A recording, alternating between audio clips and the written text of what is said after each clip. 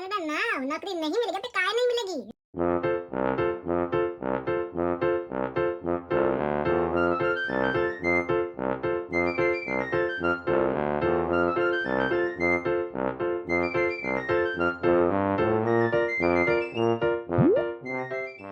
अबे कौन सुअर लोग हो बे तुम जो आम जनता में खौफ फैला रहे हो बे?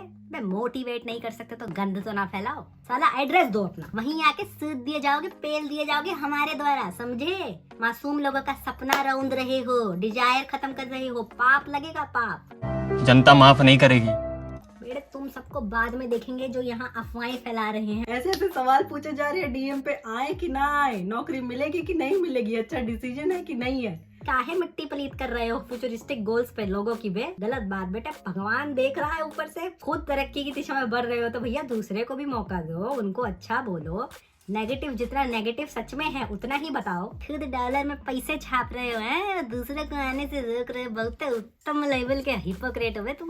अबे इतना ज्यादा दहशत का माहौल मचा रखा है कि कनाडा ना हो, कनाडा ना हो। अबे क्यों ना हो बेड़े दूसरों की तरक्की से जलते और कम है, डॉलर में ऊंची बातचीत।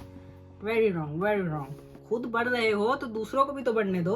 हम तो सुन सुन के परेशान हो गए बे। इतने सारे डीएम्स आ रहे हैं, इतने सारे मैसेजेस कि नौकरी नहीं मिलेगी क्या, नौकरी नहीं मिलेगी क्या। तो मुझे हंसी भी आती है मैसेज पढ़ के, भाई क्यों नहीं मिलेगी, हम नहीं कर रहे नौकरी।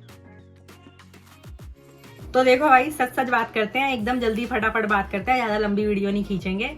बात इतनी है कि नौकरी सबको मिलती है। 50-50 सिनेरियो लाइफ के हर फेज में रहता है। जैसे 50% वो लोग हैं जो भाई अपना हाथ पैर मारते हैं और 50% वो लोग जिनको बिना हाथ पैर मारे नौकरी मिल जाती है। बाकी तुम अगर सुअर चमड़ी लोग हो तो भाई तुम्हारा कुछ नहीं हो ना तुम इस कैटेगरी में फॉलो करते हो ना इस कैटेगरी में। तुमने कोई मेहनत नहीं करी जॉब वॉब ढूंढने में और तुम बस अपना दुखड़े गाई जा रहे हो। ना तुमने मेहनत करी, खुद से हाथ पैर मारे, और ना तुम्हें रेफरेंस के बेसिस पे जॉब मिल रही है। ठीक है भैया, तुम एकदम सुस्त बैठे हो, एकदम ऐसा बैठे हो कि भैया भगवान के भरोसे मिलेगी तो ठीक है, नहीं मिलेगी तो ठीक, नहीं तो वरना गाली तो हम दे ही देंगे कैनेडियन सिस्टम को। झूठ बोल रहा है। तो भाई ऐसा कुछ नहीं है, अपने दिमाग से बातें निकालो। इतने सारे डीएम्स वगैरह मैसेजेस आ रहे हैं कि हमें तो बहुत डाउट हो रहा है ये वो। देखो ब्रैम्पटन वगैरह जैसे एरिया हो गए, टोरंटो वगैरह हो गया, यहाँ पे तो चलो है अबंडेंस ऑफ जॉब्स। ठीक है, आपको अलग अलग जॉब सेक्टर में जॉब्स मिल जाएंगी आराम से, पर वहाँ पे कंपटीशन बहुत है। और मेरी यहाँ पे जैसे आई एम इन थंडर बे, तो यहाँ पे यार जॉब्स बहुत कम है। ठीक है, और लोग भी बहुत कम है। फिर भी करने वालों को 3-3 जॉब्स भी मिलती हैं, 4-4 जॉब्स भी मिलती हैं। तो ऐसे जो भी लोग बकवास कर रहे हैं उनकी बातों में मत जाओ कि यहाँ पे कनाडा में जॉब्स नहीं है, जॉब्स नहीं है।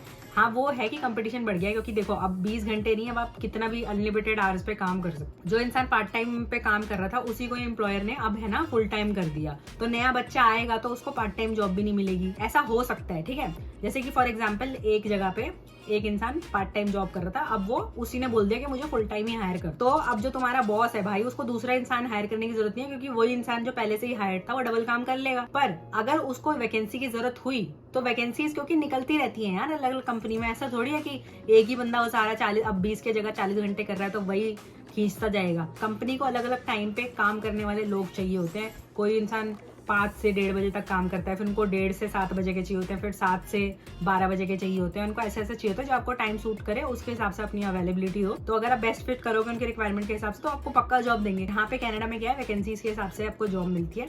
कहीं कहीं तो आपको रेफरेंस के बेसिस पे हार्डकोर जॉब मिलेगी, कहीं कहीं आपको है ना अवेलेबिलिटी के बेसिस पे हार्डकोर जॉब मिलेगी, और कहीं कहीं उनको चलता है, उनको कोई भी कैटेगरी नहीं चाहिए, उनको ऐसा रिजिड मेंटालिटी नहीं है कि हाँ अवेलेबिलिटी होनी चाहिए और ये है वो है।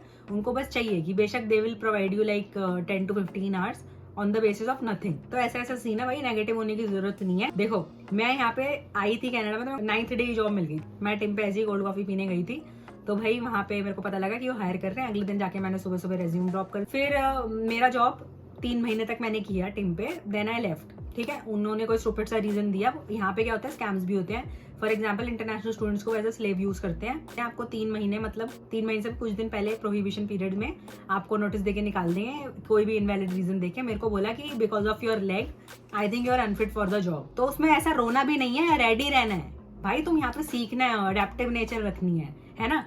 तो रोना वोना नहीं है। विद इन 11 डेज मेरे पे दूसरा जॉब था वॉलमार्ट में। वॉलमार्ट में 5-6 महीने तक भी लोगों की जॉब नहीं लगती।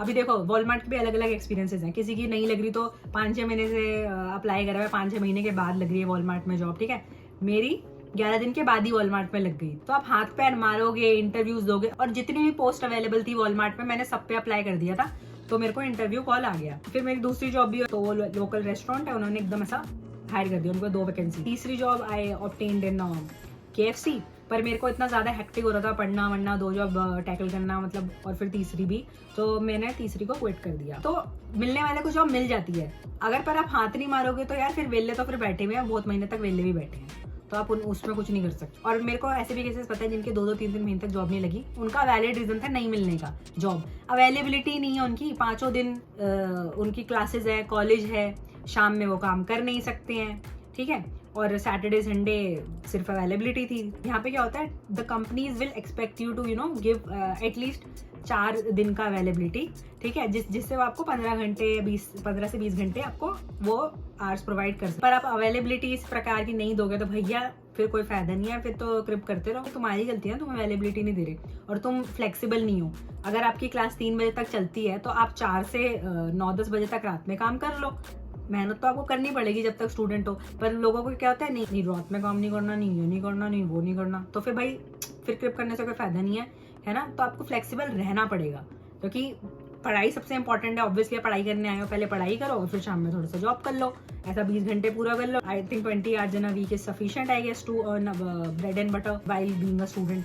तो आप ऐसा करो, और ज्यादा कमाना है so you need to be extensively flexible. सुबह 5 बजे से बच्चे दिन तक काम करते हैं, फिर दूसरी जॉब पे जाते हैं, फिर रात में पढ़ाई करते हैं, है ना, थोड़ी देरी बेचारे सोते हैं। आप ऐसा काम कर सकते हो तो ऐसा भी कर लो, है ना। जैसी आप जॉब अवेलेबिलिटी दे रहे हो, कंपनी आपको उसी हिसाब से अप्रोच करेगी, है ना, उसी हिसाब से वो आपको वेलकम करेगी। टेंशन लेने की कोई जरूरत नहीं है, बाकी किसी इंसान की मत सुनो, बाकी फालतू की। अपने ड्रीम्स पे फोकस करो, गोल्स पे फोकस करो, मेहनत पे विश्वास करो। जब तक ठोकेगा नहीं तब तक रुकेगा नहीं, ऐसी काइंड ऑफ मेंटालिटी है। तो आप कनाडा के लिए बने हो, आप आओ, मेहनत करो, मेहनती लोगों की बहुत रिस्पेक्ट है इधर, डरना वरना नहीं है बस। और सच्ची खबर के लिए बने रहिए दूर फितूर के साथ, क्योंकि सच सिर्फ यही